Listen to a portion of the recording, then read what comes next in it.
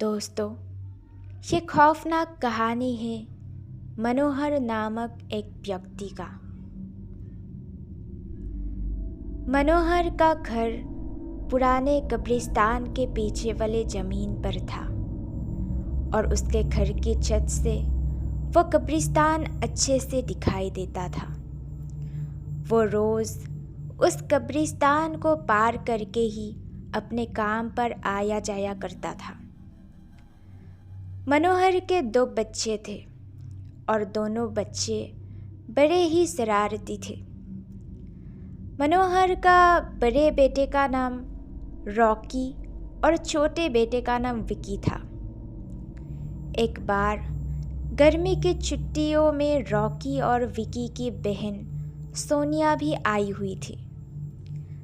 सोनिया उन दोनों की मौसी की लड़की थी। उस दिन तीनों मिलकर रात के लगभग 12 बजे एक रूम में ट्रूथ और डेयर खेल रहे थे। रॉकी सोनिया से पूछता है कि तुम ट्रूथ लोगी या डेयर।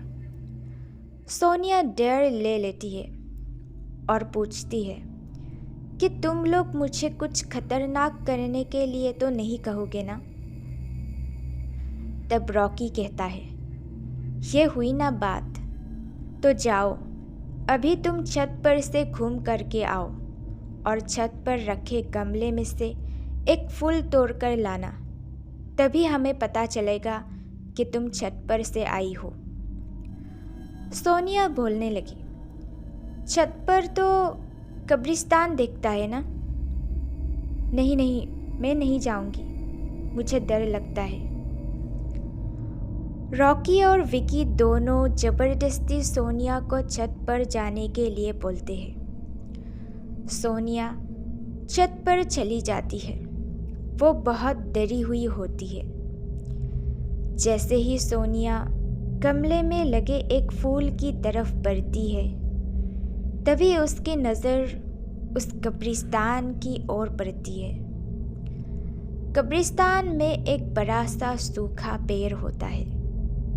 सोनिया को दिखाई देती है कि उस पेड़ पर एक सर कटी हुई लाश उल्टी लटक रही होती है। सोनिया वो नज़ारा देखते ही जोरों से चिल्लाती हुई वहीं पर बेहोश होके गिर जाती है। फिर जब सोनिया बहुत देर तक छत पर से नहीं लौटती है तो रॉकी और विकी दोनों डर जाते हैं और वो छत पर जा कर के देखते हैं तो सोनिया बेहोश पड़ी हुई मिलती है। वो दोनों तुरंत मनोहर को बुलाते हैं और सारी बातें बताते हैं। मनोहर बोलता है, तुम तीनों को ऐसा खेल खेलने की ज़रूरत ही क्या थी। और रॉकी, तुम तो जानते हो उस कब्रिस्तान के बारे में कैसी कैसी खबरें आती है। फिर भी तुमने सोनिया को रात में छत पर जाने के लिए क्यों कहा। रॉकी बोला, सॉरी पापा, मुझसे गलती हो गई, हम आगे से ऐसा नहीं करेंगे। और फिर दोबारा ऐसा काम किया तो तुम दोनों को ही उस कब्रिस्तान में छोड़ आऊँगा, याद रखना। अच्छा सोनिया बेटी, ये बताओ तुमने वहाँ ऐसा क्या देख लिया कि तुम वही बेहोश हो गई। सोनिया डर के सहमी हुई हालत में मनोहर को सारी बात बताती है कि उसने क्या देखा। मनोहर ने उस कब्रिस्तान के बारे में ऐसी खबरें पहले भी सुनी हुई थी, इसलिए वो सोनिया को डांटता नहीं है और बच्चों को संभाल कर रहने की सलाह देता है। फिर एक दिन मनोहर को काम से छुट्टी मिलने में देर हो जाती है और उस दिन उसे ऑटो भी नहीं मिलता है। वो पैदल ही घर की ओर चल पड़ता है। इधर विकी और रॉकी दोनों आपस में बात करते हैं। विकी, तुम्हें क्या लगता है, सोनिया ने जो कुछ भी कहा वो सच हो सकता है क्या। मुझे तो लगता है कि वो सिर्फ बातें बना रही थी। वो उसका भ्रम होगा। तब विकी कहता है, अरे नहीं भाई, तुमने उसकी हालत नहीं देखा था क्या? वो और एक दिन भी और यहाँ रुकने को तैयार नहीं हुई। मुझे लगता है कि उसने सच में कुछ देखा होगा। चलो हम कब्रिस्तान में जाकर खुद ही देख लेते हैं, रॉकी कहता है। तुम पागल तो नहीं होगे? मुझे अपनी जान बहुत प्यारी है। मैं कहीं नहीं जाऊंगा और तुम्हें भी नहीं जाना चाहिए, नहीं तो मैं पापा को बोल दूंगा। विकी के मना करने के बावजूद रॉकी चोरी चुपके अकेले ही कब्रिस्तान की ओर चल देता है। वो कब्रिस्तान का दरवाज़ा खोलता है और अंदर चला जाता है।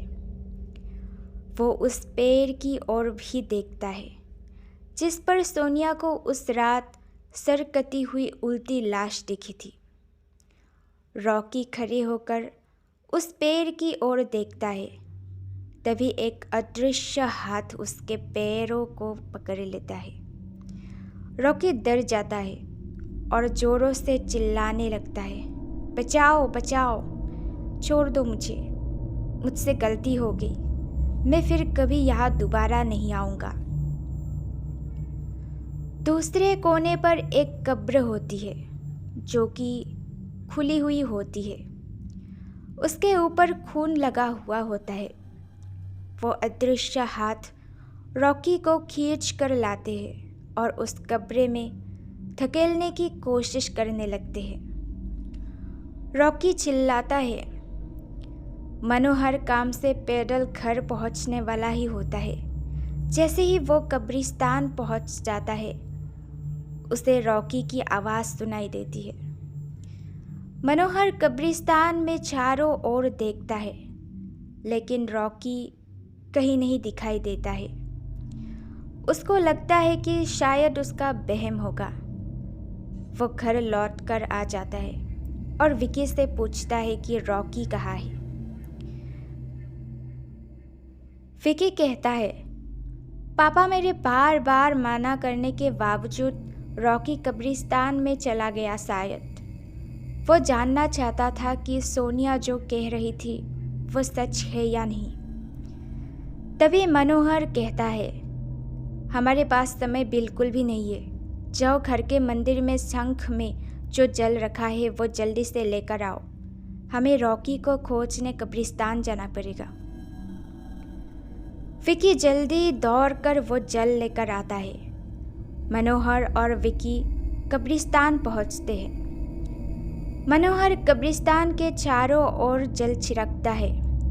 फिर उसे जमीन पर किसी के घसीटने का निशान दिखाई देता है। वो समझ जाता है और फिर उस निशान का पीछा करते हुए उस कब्र तक पहुंच जाता है। मनोहर कब्र के आसपास वो जल छिड़कता है। कब्र में से अजीब अजीब सी आवाज़ें आती है और ये सुन के विकी बहुत डर जाता है। मुझे लगता है कि श्रापित प्रेत आत्माओं ने रॉकी को इस कब्र के अंदर कैद कर लिया है। हमें जल्द ही इसे निकालना होगा।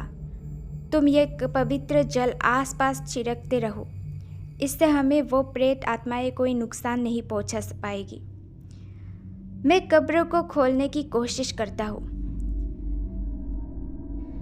मनोहर उस कब्र को खोलने की बहुत कोशिश करता है और अंत में वो कब्र खुल जाती है। उसके अंदर रॉकी लटपट बेहोश पड़ा हुआ होता है। मनोहर रॉकी को लेकर अस्पताल जाता है। उसकी हालत बहुत गंभीर होती है। उस दिन के बाद मनोहर उस घर को छोड़कर शहर से दूर एक दूसरे घर में अपने पूरे परिवार के साथ रहने चला जाता है।